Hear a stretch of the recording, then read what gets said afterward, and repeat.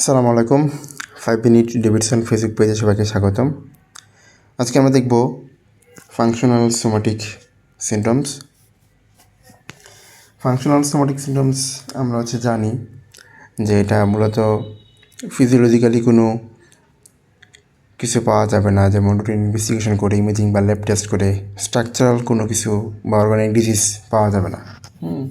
কিন্তু patient complain করবে যে পেশেন্টের সিমটম দেখা যাচ্ছে। ফাংশনাল ডিস্টার্ব থাকবে, কিন্তু স্ট্রাকচারালি নর্মাল থাকবে। তো ফাংশনাল সোমাটিক সিন্ড্রোমের মধ্যে কী কী আছে এগুলো আমরা একটু দেখবো। এগুলো একটু মোটামুটি আমরা ব্রিফলি জানবো। তো প্রথমত গ্যাস্ট্রোএন্টেরোসিস যদি দেখি, irritable bowel syndrome, functional dyspepsia, এই দুইটাই মূলত কেন হয়? গাট স্ট্রাকচারালি নর্মালি থাকবে, কিন্তু ভিসেরাল হাইপার সেন্সিটিভিটি বেশি থাকার কারণে স্ট্রেসের থেকে বাউল মোটিলিটি চেঞ্জ হয়, যার ফলে পেইন, ব্লটিং, ডায়রিয়া বা কনস্টিপেশন হয়। তো মূল কেন যে ভিসেরাল হাইপার সেন্সিটিভিটি।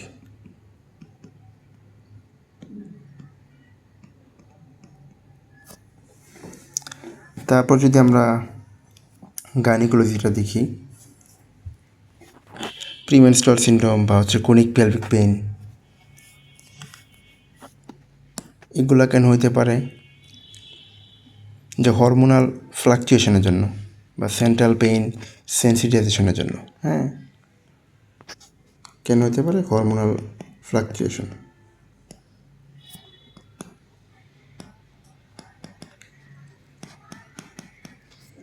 পাশাপাশি সেন্ট্রাল পেইন সেন্সিটাইজেশনের জন্য।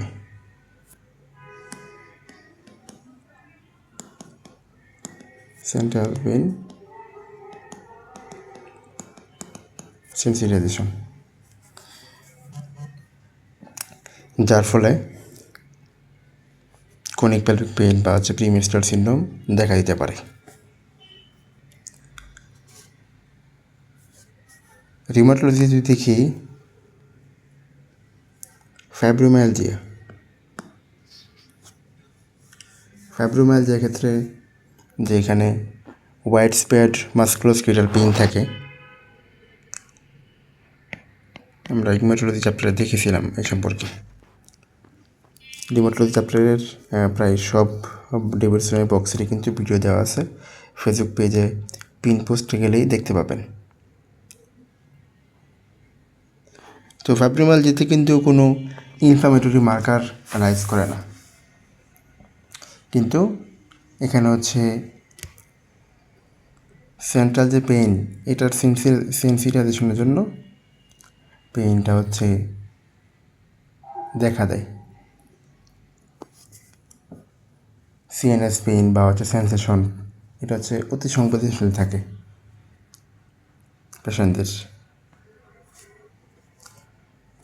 কার্ডিওলজি, অ্যাটিপিক্যাল ও নন কার্ডিয়াক চেস্ট পেইন, এখানে ইসিজি ইকো সব কিছু নর্মাল থাকে। মূলত হার্ট ডিজিজ না। পেইন চেস্ট ওয়াল থেকে হতে পারে বা ইসোফেগাস থেকে হতে পারে, অ্যাংজাইটি থেকেও হতে পারে। Respiratory medicine, hyper ventilation syndrome, over breathing করে আর কি। লাং স্ট্রাকচারালি নর্মালি থাকে, পালস অক্সিমিটারে দেখবেন যে সব কিছু ওকে আছে, নর্মাল আছে, কিন্তু পেশেন্টের ওভার ব্রিদিং। অ্যাংজাইটি থেকে হতে পারে।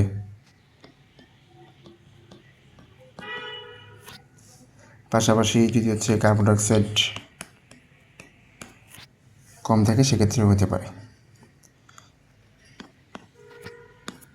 ইনফেকশাস ডিজিজ যদি আমরা দেখি, ক্রনিক পোস্ট ভাইরাল ফেটিক সিনড্রোম, মানে ইনফেকশন ছেড়ে যাওয়ার পরও ফেটিক থাকা।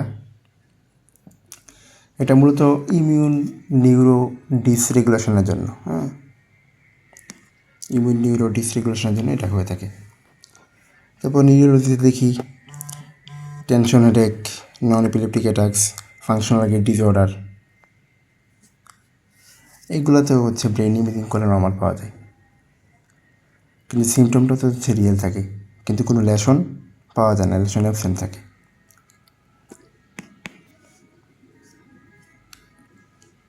ডেন্টিস্ট্রিতে আমরা কী পাবো? টেম্পোরোম্যান্ডিবুলার জয়েন্ট ডিসফাংশন বা এটিপিক্যাল ফেসিয়াল পেইন পাবো।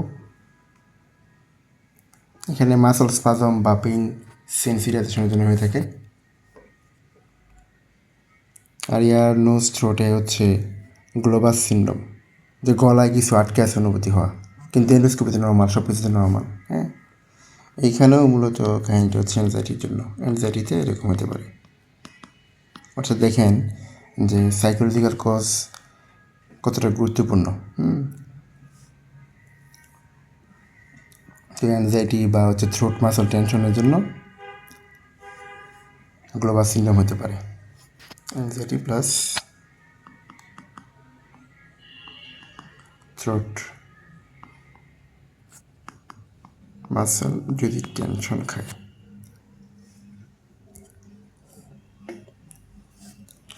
অ্যালার্জিক মেডিসিন যে multiple chemical sensitivity, low level chemical এক্সপোজারে সিভিয়ার সিমটমস ডেভেলপ করে, কিন্তু ইমিউনোলজিক্যাল টেস্ট করলে নর্মালি পাওয়া যায়। তো এগুলো হচ্ছে মূলত ফাংশনাল সোমাটিক সিন্ড্রোম। তো আমরা ব্রিফলি মোটামুটি ডেভিডসনের বক্সটা বুঝতে পেরেছি। তো ভিডিওটি ভালো লাগলে সবাই লাইক, কমেন্ট, শেয়ার করে অন্যকে দেখার সুযোগ করে দিবেন। ধন্যবাদ সবাইকে।